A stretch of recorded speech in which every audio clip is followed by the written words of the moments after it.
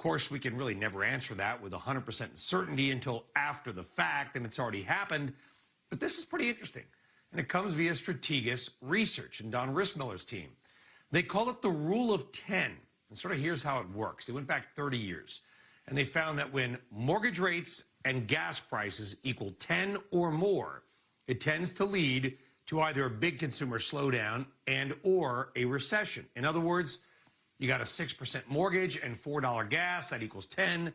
That's a bad sign. Now, of course, 20 years ago, gas prices were lower, but mortgage rates were higher. So maybe the makeup of the 10 may have been different. Factor that in, but you get the idea. And here's when we've popped over 10 before. And if you're listening on the radio, can't see the chart, I get it. Strategas notes, though, it occurred in 1995. We were over 10 combined, no recession. 2001, it happened, recession. 2008, when oil had the big spike and housing collapsed, of course, recession, or call it worse.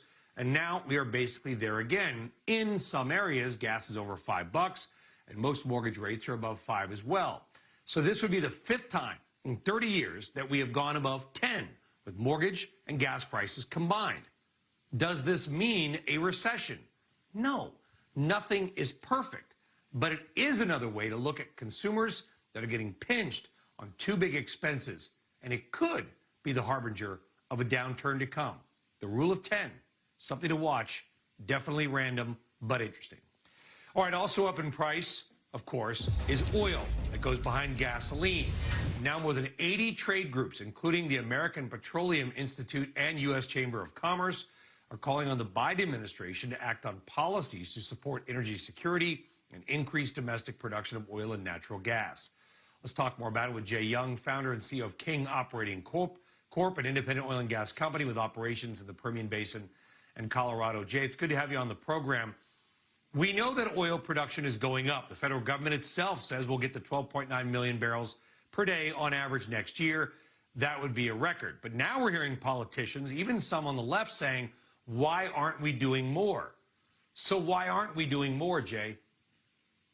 Yeah, well, it's about ESG. It's about people wanting to drill more efficiently. We're going to natural gas a little bit more. I mean, we're not drilling in the United States because of several reasons. I mean, the government, the government's shutting us down.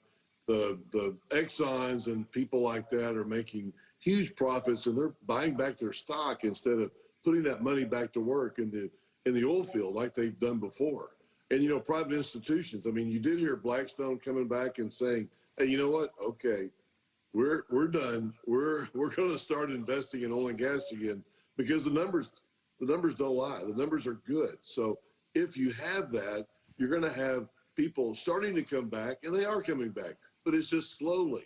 So they will get there. When they do, Brian, you're going to see prices, start to come down a little bit. But it's just going to take.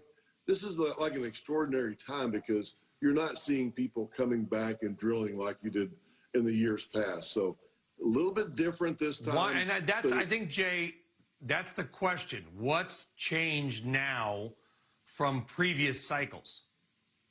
Yeah, and I think it's because, of all the green, all the people that don't want to drill for oil and gas, people saying we don't want the oil and gas. We'd much rather, drive electric cars, and they're not admitting, I guess, that we do need oil in the United States. Not only for gasoline. I mean, we need it for asphalt, we need it for lipstick, plastics. There's so many other products needed, but they're just not willing to come back and put it back. We're only about 60% of our rig count before the pandemic, so we're not drilling for oil and gas in the United States. And until we really make that decision, and I did hear, President Biden say something about tax breaks, tax credits. Let's do some more to try to get the people in the United States back in the oil field, drilling for oil again.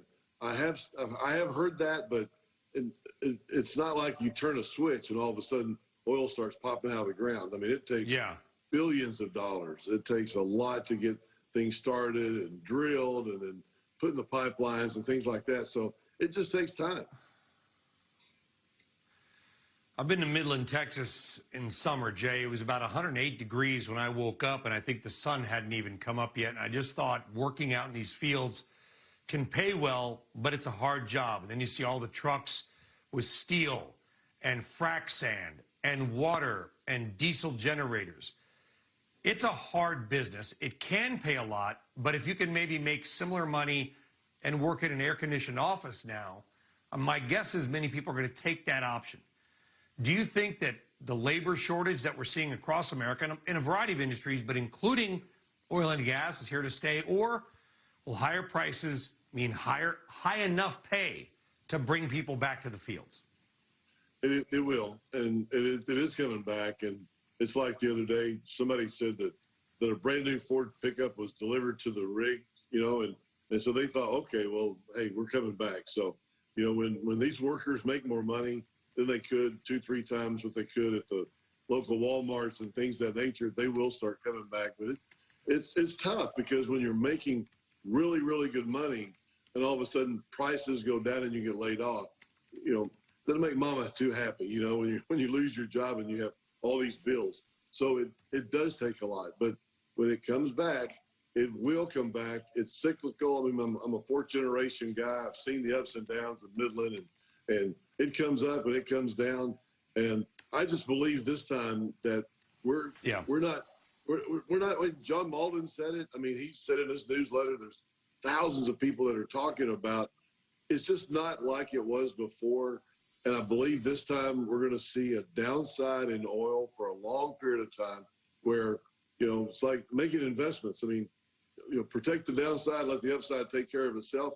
We feel like that's where we are today. So we're going to see these prices, but we still have inflation, and rising costs. I mean, we're up 10 to 30%, 40% on some costs on drilling wells, but we're, it's costing more, but hey, that's okay. We have the commodity price to offset that.